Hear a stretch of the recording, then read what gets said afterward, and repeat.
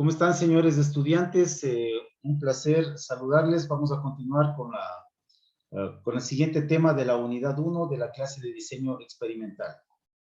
En este caso nos toca ver todo lo que es las comparaciones o pruebas de rangos múltiples, tomando en consideración que los principios básicos del diseño de experimentos lo constituyen la aleatorización, el bloqueo y las repeticiones. Vamos siempre a encuadrarnos en que lo que vamos a hacer, vamos a estudiar fenómenos observables y que pueden ser replicados, pueden ser repetidos. Por eso, el principio básico del diseño de experimento, uno de los principios básicos, es la aleatorización. Esta nos permite hacer estimaciones válidas de la varianza y del error experimental. Nos permite asignar en forma aleatoria los tratamientos a las unidades experimentales para simular el efecto de la independencia que tienen que tener los datos. Nos permite controlar las pequeñas diferencias ocasionadas por factores incontrolables. No se olvide usted que tenemos varios tipos de factores controlables, factores no controlables y factores de estudio. Los factores de estudio son los que nosotros escogemos para nuestro experimento. Lo escogemos de los factores controlables y de los factores no controlables. Y si no, con su no cumplimiento de estos principios básicos, siempre nos va a generar sesgos en la asignación de los tratamientos. También habíamos mencionado que el otro principio básico es el control o bloqueo. ¿Para qué hacemos eso? Para mejorar la precisión de las comparaciones que se harán entre los factores de nuestro interés, para reducir o eliminar la variabilidad transmitida por factores perturbadores en la respuesta en que no hay un interés específico, y para nulificar o tomar en cuenta de forma adecuada todos los factores. Entonces, lo que nosotros siempre tenemos que tratar es de eliminar la variabilidad, siempre. Y mientras más controlable sea el ambiente, es mucho mejor. Es por eso que los experimentos en laboratorio son mucho más específicos, se los puede controlar de mejor manera y sus resultados son mucho más precisos y replicables. Y un principio básico es la repetición, es decir, es volver a correr el proceso de manera independiente. Para ello nosotros fijamos las condiciones hasta la obtención de una nueva unidad experimental. Repetir va a depender mucho de la cantidad de dinero que tengamos, de la cantidad de equipos, de reactivos, disposición de talento humano que vayamos a tener. Nos va a permitir estimar qué parte de la variación total del proceso se debe a la variación natural y cuál a otros factores. Y nos va a permitir reproducir los resultados bajo las mismas condiciones experimentales que lo estamos haciendo.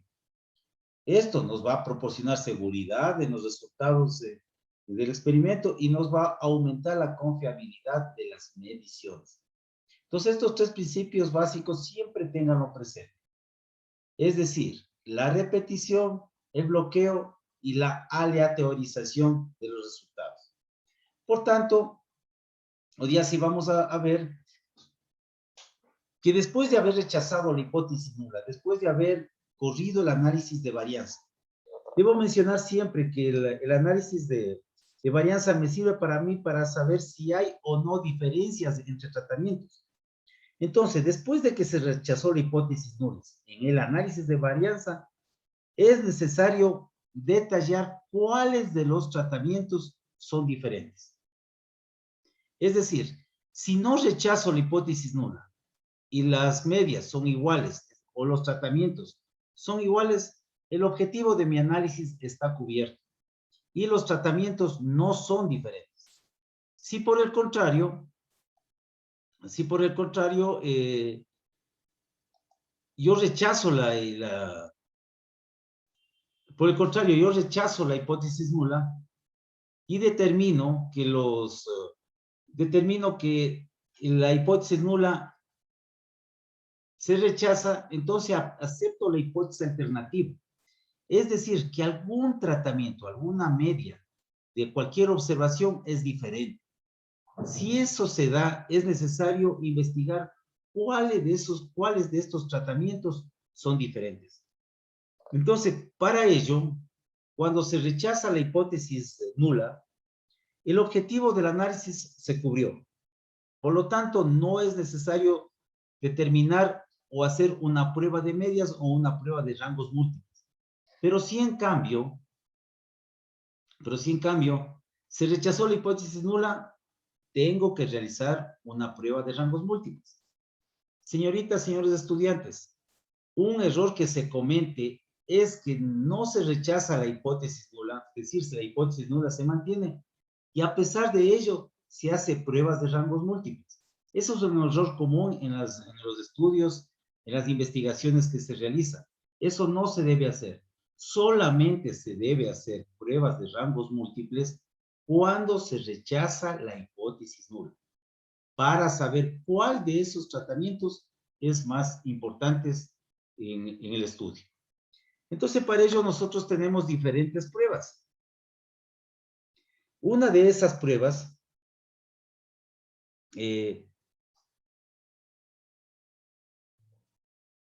mejor dicho, uno de los objetivos que yo persigo es probar la igualdad de todos los posibles pares de medias con lo que se han propuesto estos diferentes métodos de pruebas de rangos múltiples, o conocidos como comparaciones o pruebas de rangos múltiples o prueba de medias. La diferencia primordial entre cada una de ellas radica en la potencia que tienen para detectar si existe o no diferencia entre las medias. Por tanto, podemos mencionar que una prueba es más potente que otra si es capaz de detectar diferencias pequeñas en los valores de las medias. Y mientras más pequeñas sean esas diferencias, más potente es la prueba. Por tanto, vamos a la primera prueba que tenemos que abordar, es el método conocido LSD o diferencia mínima significativa. Es decir, una vez que se rechazó la hipótesis nula en el ANOVA, ahora nuestro problema es probar la igualdad de todos los posibles pares de medias con hipótesis. Entonces, para ello me planteo una hipótesis nula que me dice las medias de cualquier tratamiento va a ser igual a la media del tratamiento J. Y la hipótesis alterna que al menos una observación cualquiera va a ser diferente. Entonces, para una observación cualquiera, diferente a otra observación, para diferentes tipos de tratamientos, se tiene un total de K pares de medias. Entonces, si para esto necesito yo calcular las diferencias que existen entre cada una de las medias y encontrar un valor crítico que es el valor que va a corresponder a lo que estoy buscando. De este cálculo me van a hacer la prueba mínima significativa, que significa que el tratamiento en una tabla T de Students a un nivel de significancia establecido, que puede ser de una cola o dos colas la prueba, y a un nivel de grados de libertad, multiplico por el cuadrado medio del error para el número de tratamientos. Y saco el valor que voy a contrastar con todas las medias que se ha realizado en el estudio. Entonces, para ello yo tengo que correr y tengo que encontrar este valor e ir comparando con cada una de ellas. Ahora yo tengo el método de Tukey, que es uno de los métodos más, se puede decir, más utilizados. Pero el método de Tukey es un método más conservador para comparar las medias de tratamientos, y el cual consiste en comparar las diferentes medias muestrales con el valor crítico dado por la prueba por el nivel de T, que eso igual lo calculamos a partir de los puntos porcentuales de la distribución del rango estudiantizado, a partir del número de tratamientos por los grados de libertad del error, por la raíz cuadrada del cuadrado medio del error y por el número de observaciones que me preceden. Se declara significativamente diferente los pares de medias cuya diferencia muestral en valor absoluto sea mayor que el valor de T. Y esto podemos mencionar que a diferencia que el método LSD y el método de Duncan, que ya lo vamos a ver, el método de Tukey trabaja con un error alfa muy cercano a declarado por el experimentador. ¿Cuál es el valor alfa muy cercano a declarado nosotros? Es de 0.05, que es lo que se trabaja. Luego tenemos otra prueba que es la prueba de Duncan. En la prueba de Duncan, este método me sirve para la comparación de medias si las muestras, los tratamientos son de igual tamaño. Y los tratamientos promedios se acomodan en orden ascendente y en orden estándar. Igual utilizo para ello, utilizo un cálculo de un estadístico de prueba, que es la media armónica de los tratamientos. Tomo en cuenta el número de tratamientos y el número de mediciones del tratamiento. Especifico los rangos, tomo las medidas muestrales, calculo los rangos del nivel de significancia amplificado y los grados de libertad del error. Y esta es la expresión matemática que utilizamos para el método de Duncan. Otro método utilizado es el método de Dunet. En el caso de método de Dunet, en ocasiones uno de los tratamientos a comparar es llamado tratamiento control, cuando estoy comparando contra un control, como se conoce comúnmente. Y el interés que nosotros expresamos es comparar los grados de libertad o los tratamientos de los grados de libertad restantes con dicho control. Este tratamiento control se identifica de esta manera porque se caracteriza en un estándar de referencia contra el cual es importante comparar el resto de los tratamientos.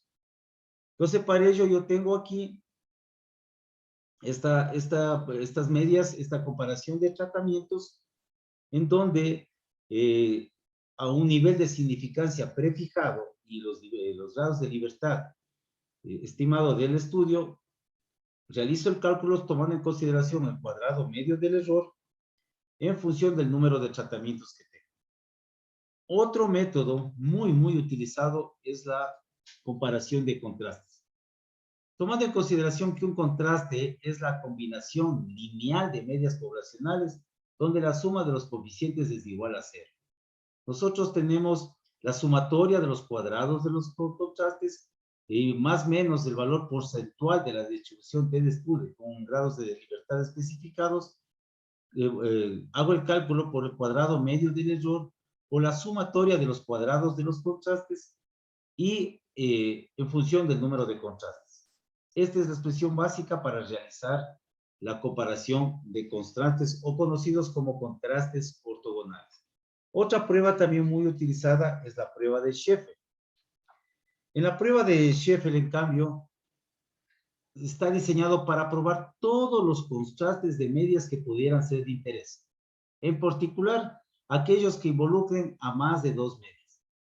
Entonces, si tenemos contrastes de hipótesis, involucran más de dos medias. Por lo tanto, la hipótesis nula sería que dos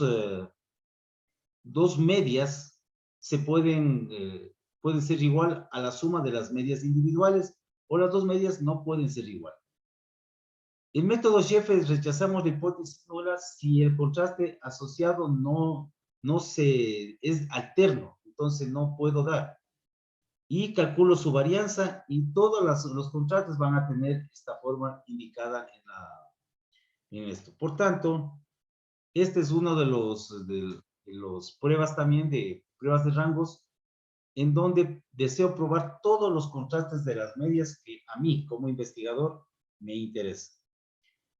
Y aquí voy a tener que hablar también de lo que es la verificación de los supuestos del modelo. Cada vez que aplico un diseño experimental, yo tengo diferentes supuestos que tienen que cumplirse para que puedan ser tomados en consideración.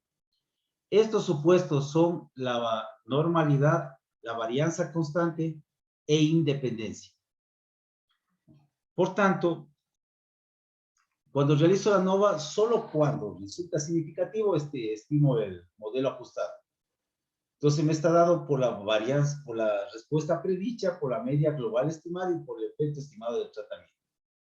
Entonces aquí, lo que me interesa es que cada respuesta de cada observación sea la media muestral del tratamiento. El residual o residuo asociado a la observación de cualquier IJ, que cualquiera que tengamos, está dado porque sigue una distribución normal, porque son independientes entre sí y porque los residuos de cada tratamiento tienen la misma varianza. Por tanto, el primer supuesto es de la normalidad. Y la prueba que más se recomienda es la prueba de Shapiro-Wills, que es un método analítico para contrastar la hipótesis nula, para saber si hay normalidad contra la hipótesis alterna o no hay normalidad. Si se toma en cuenta una muestra aleatoria de datos, se quiere verificar si estos datos fueron generados en un proceso normal, mediante hipótesis estadísticas. Entonces, la hipótesis nula que tengo, que menciono es, los datos proceden de una distribución normal, y la hipótesis alterna, los datos no proceden de una distribución normal. Entonces, para esto aplico la prueba de Shapiro-Wills, que toma en cuenta el tamaño de la muestra, la varianza muestral y los coeficientes de los datos individuales. Entonces, aquí yo tengo que mencionar si me cumple o no me cumple el supuesto de normalidad. Tener en cuenta, primer supuesto, que todos los datos tienen que seguir una distribución normal. Luego, todos los datos tienen que seguir una varianza constante. Es para verificar qué tratamientos tienen la misma variante. ¿Y qué supuesto de la nueva se cumple cuando los tratamientos tienen la misma varianza? Para esto yo tengo que se lo hace en formas de gráficas, enfrentando los predichos versus los residuos. Por lo general, en este caso, los predichos van en el eje horizontal y los residuos en el eje vertical. Dos pruebas para determinar supuestos. Por un lado, la normalidad y por otro lado, la varianza constante.